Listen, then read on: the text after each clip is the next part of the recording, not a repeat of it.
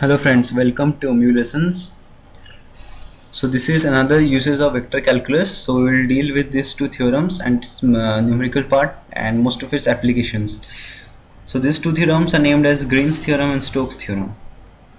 So first of all, let's start with the definition. If a curve is a closed curve, C is given as a closed curve in counterclockwise on the plane of xy and given two functions p of x and y and q of x and y, then the surface integral, this double integration of surface integral will be dou q by dou x minus dou p by dou y into dx into dy, or that can be written as the integration along a closed curve p dx plus q dy. This S represents the area of the surface C. And there is a simple proof about the Green's theorem. So you have to prove this Green's theorem for the particular given equations x square plus y square dx plus x plus 2y into dy, which has been evaluated by boundary that defined as x equal to 0, y equals to 0 and x square plus y square equals to 4 in the first quarter. Now the solutions has been given. You can see it has been drawn on xy plane, so we can compare it to the general equation of a circle, that is x square plus y square equals to r square, and r is 4, the radius is given as 4. Now it is given x square plus y square is p, q is x plus 2y, and we define the surface C as C1, C2 and C3. So for C1, y is equals to 0, dy equals to 0, and x rises from 0 to 2. So we integrate them from 0 to 2 and we get, for the particular value of C1, we will get the integration of p dx plus q dy to be 8 by 3. Similarly for C2, we are having another surface, that is the first quarter from the 2 points 2, 0 to 0, 2. This curve actually is a part of the circle, therefore it is more easier if we integrate by using the polar coordinates. Polar coordinates have been already discussed in our previous video, you can refer that. So x equals to 2 cos theta, y equals to 2 sin theta, and this theta is given, means it rises from 0 to pi by 2. So we find out dx, dy. Now you solve this problem, take out the integration by putting the limits from 0 to pi by 2, solve the whole equation, we get answer to be pi minus 4.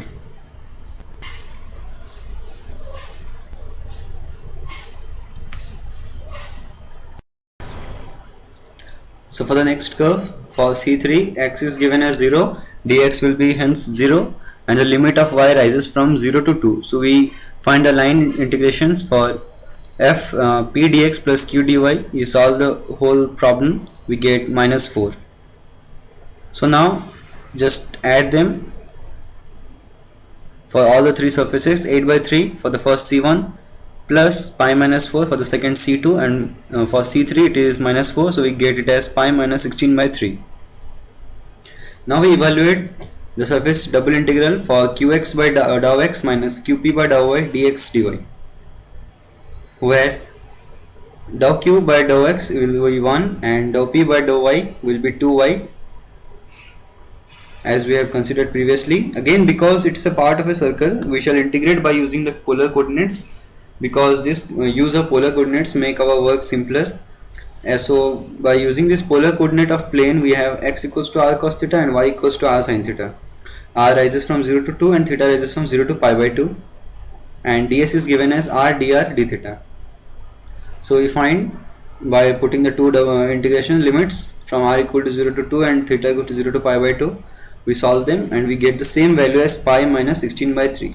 So this proves our Green's theorem, and we have found the derivation or the expression for the Green's theorem to be true.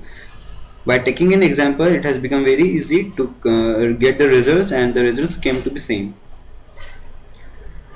So therefore Green's theorem has been proved by using a simple example. Now the divergence theorem or the Gauss theorem. If S is a closed surface including the region V in a vector field, then you can find the volume integration of divergence of f dv, that is equals to surface integration of f into ds. So this is the basic theorem, what is called the Gauss theorem. Again I want to repeat, volume integration of divergence of f. What is divergence of f? We have already seen divergence of f is dou fx by dou I dou x plus dou fy by dou y plus dou fz by dou z. And the volume integration of divergence of f dv will give you the surface integration of f into ds. Now again, just for the sake of proving Gauss theorem, we need to take one particular vector field, that is f is given as xi cap plus 2j cap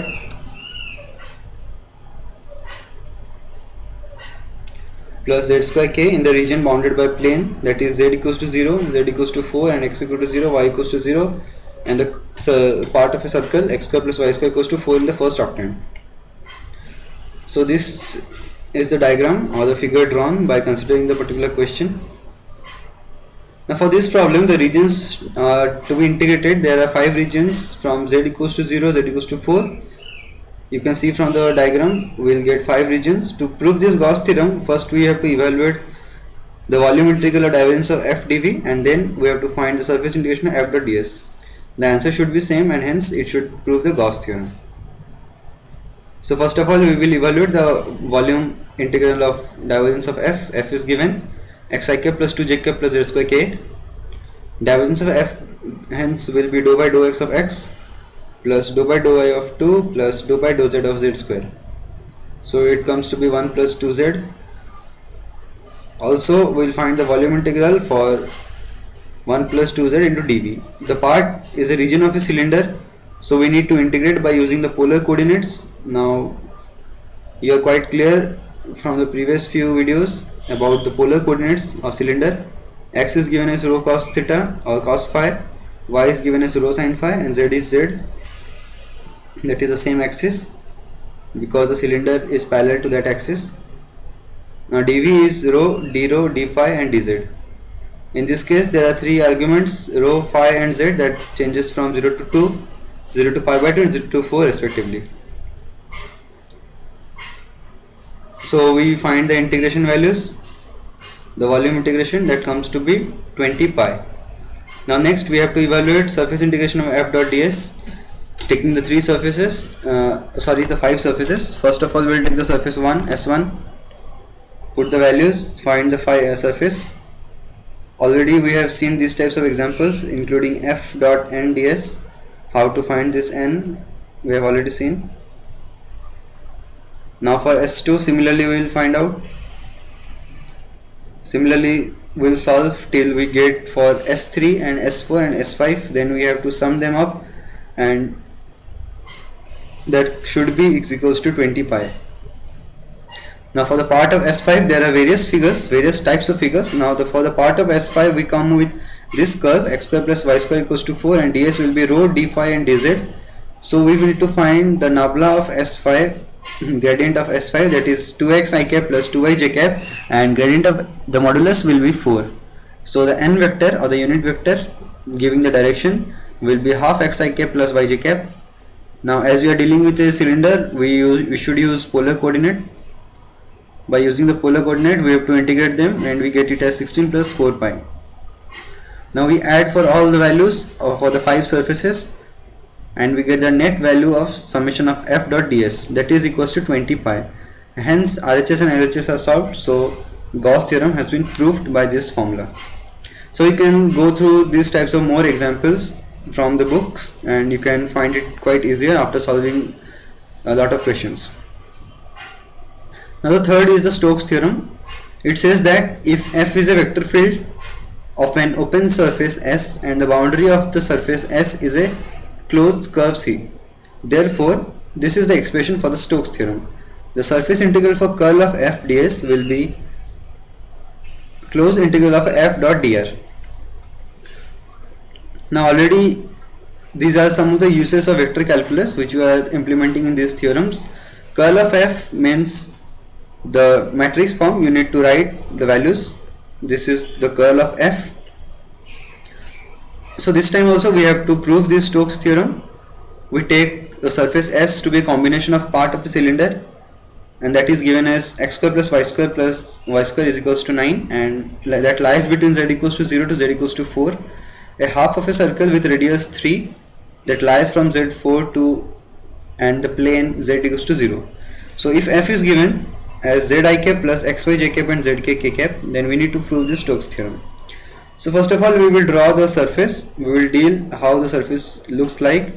This is a semicircle type surface. This particular S1 is a cylindrical part, so we need to consider the polar coordinates in this area, and hence we will solve in this form. So we are dealing with three surfaces: S1, that is a cylindrical part; S2, that is z equals to 4, half of the circle with radius 3, and S3 is the behind part, that is y equals to 0.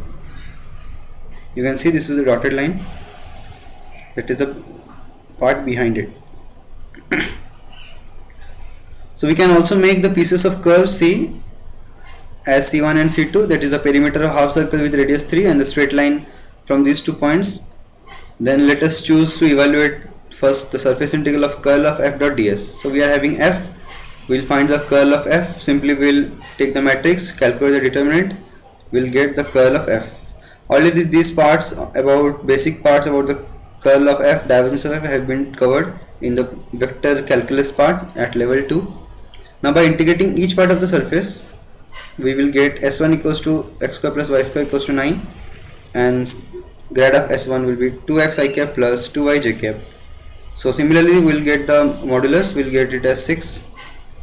So the unit vector that deals with this will be given as 1 by 3 x I cap plus y j cap, and curl of fn will be 1 by 3 y minus z. So you need to carry out all these problems in a sequential manner. I have already repeatedly been telling you, just take a piece of paper, solve them, so you will understand where the problem lies, if any. Now by using the polar coordinates for the cylindrical part, we'll get x equals to rho cos phi, y equals to rho sin phi, z equals to z, ds equals to rho dou z dou phi, where the rho is 3, that is the radius is 3, phi rises from 0 to pi. Then we find the curl of the vector, also ds is given. Then we'll find for the surface integral of curl of f and ds. We are having the limits, we calculate them, solve them, it comes to be minus 24. Now for S2, similarly we will proceed.